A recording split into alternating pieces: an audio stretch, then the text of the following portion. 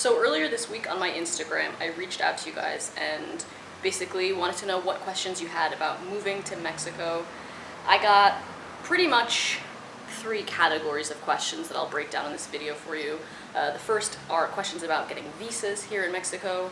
The second about getting a job here in Mexico or like working while here in Mexico. And the third one was about finding a place to live. So yeah, I'm going to break down all of those in this video. I hope you find it helpful. As always, down below you'll be able to click through based on the questions that I'm answering for you throughout the video, so you can find exactly what you're looking for. So like most countries, there are a lot of visa options when it comes to being able to live long-term in Mexico. I'm going to talk about some of the more popular options, some of the easier options to get for those of you that are wondering. I am not a visa expert, I am not an immigration expert. These are just a few of my experiences and things that I've learned along the way in the 4 years of living here and helping other people sort of move to Mexico. So if you have any questions, if you're unsure about anything, if you're considering moving to Mexico, please contact your local consulate, your local Mexican consulate, because that's where you'll be applying for your visa most likely. Find out the sort of things that are specific to that consulate, because number one, it's different for Americans versus Canadians versus British people versus people in other European countries, etc. So this is information based really on American and Canadian people who want to move here long term. So I preface that if you are very serious about it and you're very unsure about how you can get a visa, by all means contact an immigration lawyer. I'll link below throughout this video information that coincides with the sort of information that I'm giving you, so that you can have even more of an understanding of how to get these visas. So yeah. If you want to work while you're in Mexico, your visa will be tied to the company that you work for. So if you're going to be applying for jobs in Mexico so that you can come and work in Mexico and live here and have a bank account and all these other sort of things, you need to apply for the job and receive the job, and the job needs to know that they need to sponsor your visa before you can even come to the country, because all visas have to be applied for outside of Mexico. So yeah, that's worth noting. Obviously you can come into the country, apply for jobs and go for interviews and that sort of stuff, but you'll still have to leave the country, apply for your visa at a consulate outside of Mexico in order to come back and continue the visa process, which can be lengthy. The other way to get a visa that's similar to a temporary residency visa would be if you already work for another company, like an American company, a Canadian company, or a company in the country in which you live, and you can work remotely. So I have a lot of friends who work for companies in the US or Canada, and there's no office, they can work from anywhere, so they have applied for a temporary residency without a work permit visa in Mexico. This is relatively simple to get if you're already receiving income from a company. You basically just have to prove that that company is paying you the equivalent of $1,600 US a month, and you have to show that has been happening for 6 months. Depending on the consulate, you may also have to prove a letter from your employer. Again, like I said, call your local consulate and find out exactly what they require for this visa. But yeah, that way you're allowed to come into Mexico initially for a year, and you can reapply for it for another 4 years in total of having a temporary residency visa, in which case you can then move on to having a permanent residency. Very simple. That's that. There is another way to get a temporary residency visa without a work permit, and that is if you work for yourself, or if you have, if you're retiring and you want to use your pension, you have to show over 12 months that you have had, I believe the current number is just under $30,000 US in a bank account. This can be like a 401k, this can be a savings account, this can be any sort of account, but it has to be cash available, and that has to have been the minimum amount in the account for 12 months. So yeah, if you can prove that, you can then again get the temporary residency visa without a work permit. So those visas mean that you cannot work in Mexico legally, but you can live here, you can open a bank account, you can get a driver's license, buy a car, and that sort of stuff. I also want to briefly mention that the numbers, the $1,600 a month and the $30,000 across a year, are based on the current minimum wage here in Mexico, which changes every January. Every January, minimum wage goes up 5% with inflation, and as then those numbers. So those are the numbers as of now. If you wanted to apply this year, if you're thinking that you're not going to apply for another year or two, think about how that number then will change in the next few years. Probably you'll have to have $1,700 or $1,800 a month from your employer outside the country, or possibly 32,000 US dollars in a bank account.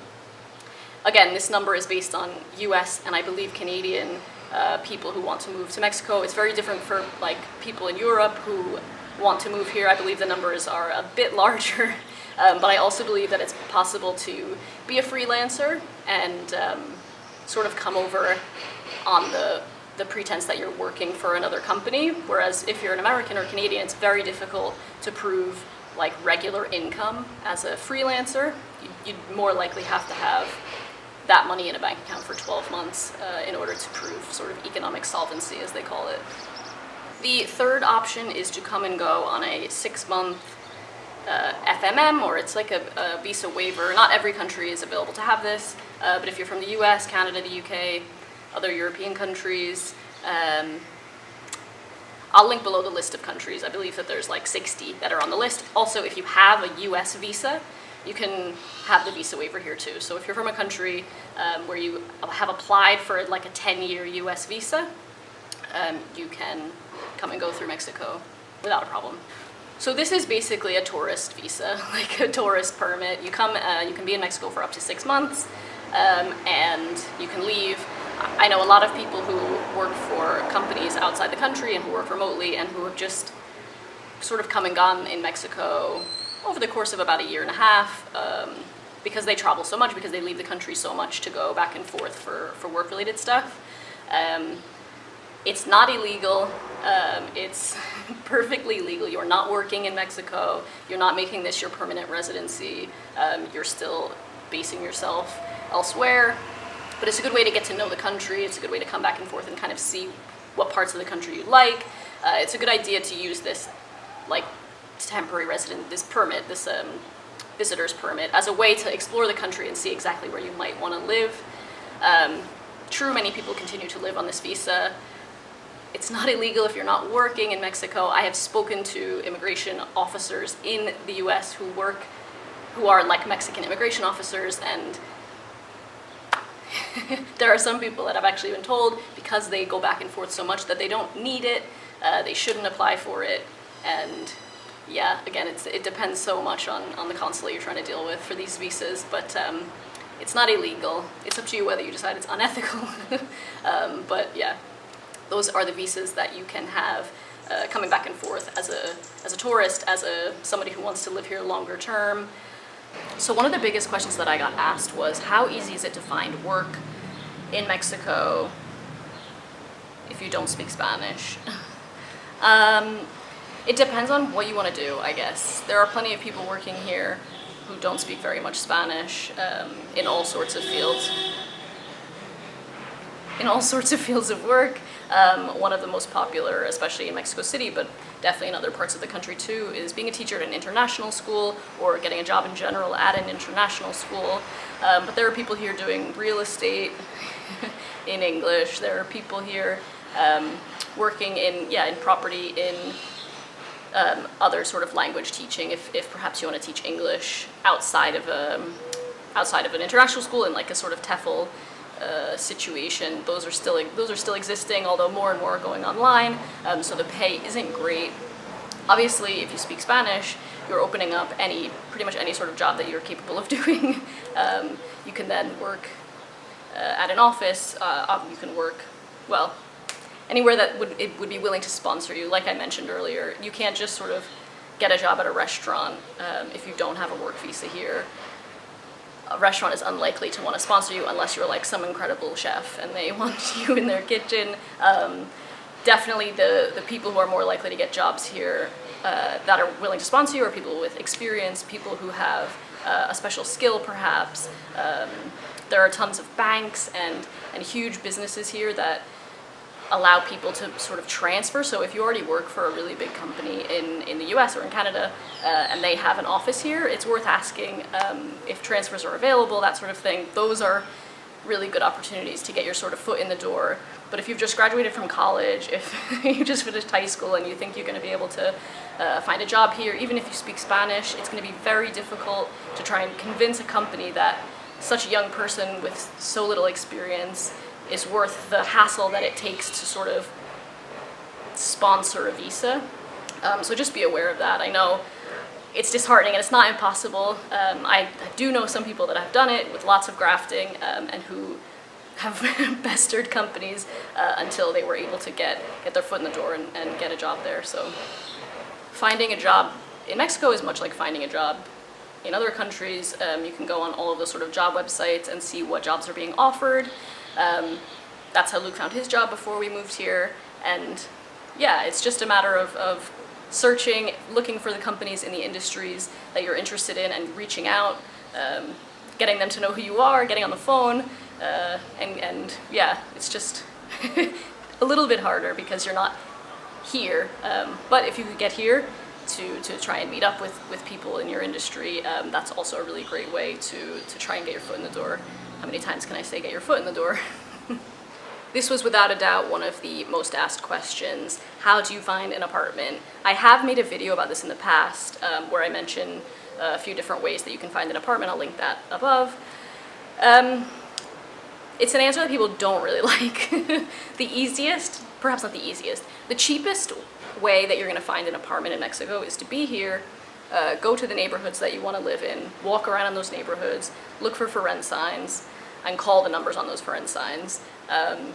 You need to be able to speak Spanish, at least a little bit, or you need to have a friend who speaks Spanish so that you can make these phone calls and set up viewings and set up a negotiation for how much you're going to pay. That's really the most common way to find a place to live in Mexico. And then the way to find like a good place that's affordable and you know your landlord. Yeah, most of these places will be unfurnished. However, there are a few places scattered around the country, especially in more touristy places, where you can negotiate places that are furnished. The second and more common way, if you don't speak Spanish, is to try and find a realtor in the neighborhood or area where you want to rent a house or buy a house. The best way to find a realtor is to get a recommendation from people who are already living in that area. It's super easy to do that these days. Pretty much every city and town and beach and location in Mexico has a Facebook group for expats and people who want to live in that area. So simply go onto Facebook and look up Ensenada expats or foreigners in Mexico City or Guadalajara expats, that sort of thing.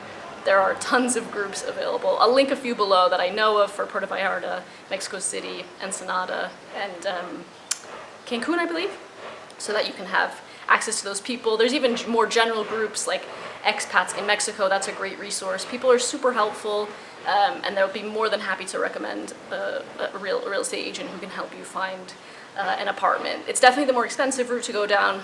You're paying for convenience, you're paying for speaking English in Mexico, and yeah, you'll likely get like foreigner prices, to be honest, but sometimes you get a bargain too. The third way to find a place to live, especially temporarily, is to simply negotiate on Airbnb.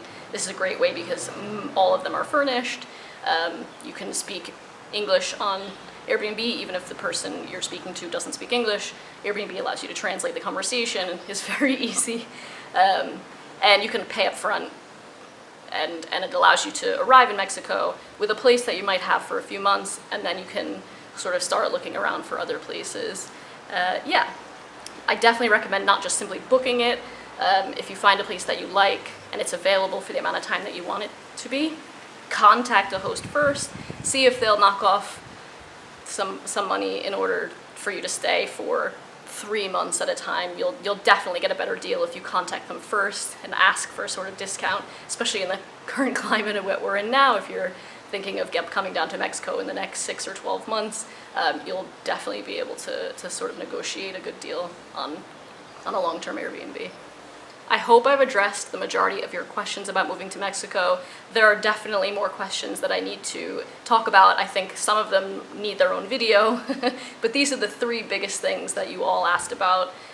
If you have any more questions, please let me know in the comments. If you've had different experiences finding jobs or finding apartments or the visa process, I've obviously simplified it all for you. It's definitely a longer process, all of these things. It's definitely going to take a little bit of work if you plan to move here, but it's not impossible, and you can come and sweat in the sun with me. Thanks as always for watching, and I will see you next time. Bye.